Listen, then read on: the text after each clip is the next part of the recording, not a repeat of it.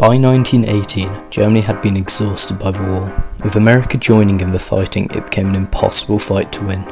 Germany was also bankrupt, with 150 billion marks of debt from the loans they had taken to fund the war. Already underproducing necessary resources such as meat, they couldn't import resources either due to the British blockade. This led to 750,000 Germans dying from starvation and disease alone, not to mention the 2 million soldiers who had died. But from the soldiers on the front lines perspective, they were winning the war, still deep into northern France and Belgium, and so when the Kaiser abdicated on the 9th of November 1918, Germany was thrown into chaos, as it was a country with strong military roots with the Kaiser at the head of this idea of Germany's great military, and now he had gone. After his abdication, the Weimar Republic was quickly established, being announced by Schleichmann from the Social Democratic Party on the balcony of the Reichstag. The SDP's leader, Ebert, became the leader of the new government and allied himself with Groener, the head of the military, to prevent any uprisings.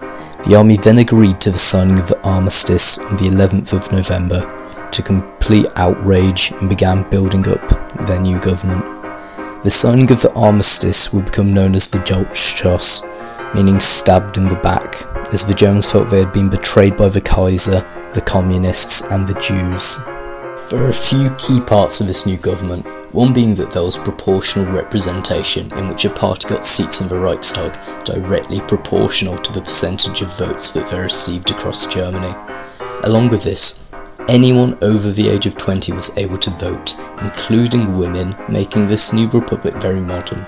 But this proportional voting system came with problems, one being that due to the economic crisis in Germany at the time, extremist parties were able to rise to prominence, and so the vote was incredibly split, and no party could hold a majority. This led to weak coalition governments who could get nothing done. Another major problem was Article 48 of the Constitution. This article allowed the president to rule and make laws without the approval of the Reichstag when in an emergency. This went against democracy and would later be abused, leading to the destruction of the Reichstag. Moving on, we need to cover the Treaty of Versailles, its details and the public's reaction. The treaty was used to punish Germany and was seen as incredibly unfair and harsh to the German people who had gone through the war only to be punished and blamed for the entire affair. The brutality of the treaty completely shocked the German people who had expected the powers to go easy on the new Weimar Republic and help it build up, although it could have been much harsher as France pushed for a treaty in which Germany could never threaten them again, would have no military and had to pay absurd reparations, whereas Britain still wanted to punish Germany with reparations but wanted it to recover as an ally, along with America, which wanted a very light treaty so that Germany did not seek retribution.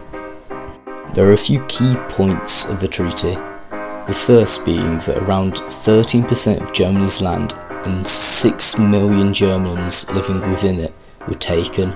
Much of this land was given to the newly reformed Poland. This land split Germany in twain, meaning East Prussia was split from the rest of Germany.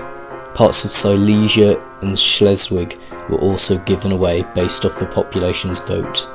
Germany's main industrial heartlands, the Rhineland, was demilitarised and occupied by French troops for 15 years, and the Saarland was under French occupation.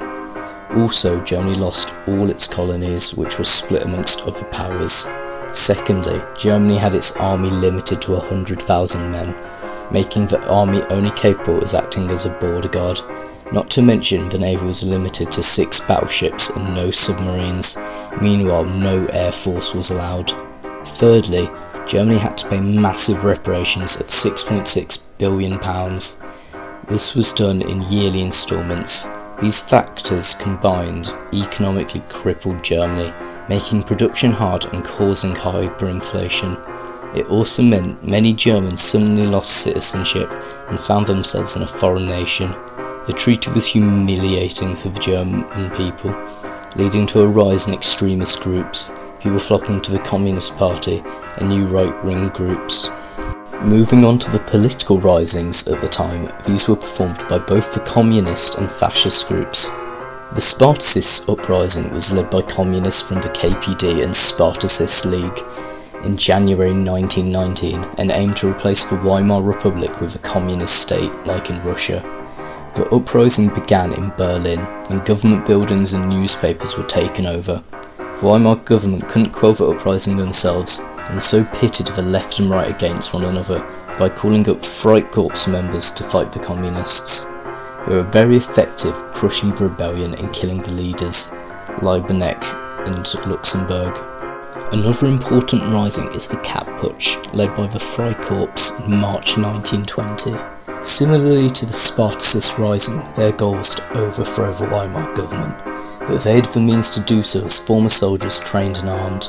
They took over Berlin, forcing the government to flee, leaving their leader, Wolfgang Kapp, to declare the formation of his new government, although they had almost no influence outside of Berlin, and so when the Weimar government told the working classes to go on strike, they did, refusing to work for the regime. This lack of support meant Kapp had to abandon his plan and flee Berlin to Sweden. He would later return to defend his actions but died in custody. Following on, in November of 1923, Hitler led the Munich Putsch with the help of his thug army, the SA. Hitler and 600 of the SA surrounded a beer hall where local politicians Kahr and Lossow were meeting. Hitler had the backing of the famous General Ludendorff and used him to convince the politicians to back him in a march on Berlin. He then left Ludendorff in control of the beer hall and the politicians, who asked the general to return to their wives. He stupidly agreed and allowed them to go, where instead of going home they immediately called upon the local army to come and quell the rebellion. Hitler was leading an SA march through Munich when they encountered the army. They exchanged fire, leading to over a dozen SA men dead in the putsch's failure, leading to Hitler to flee before being later captured. That brings us to the end of the video on the early Weimar Republic, just before the invasion of Ruhr and hyperinflation crisis. Hope you enjoyed and this helped with revision, and bye.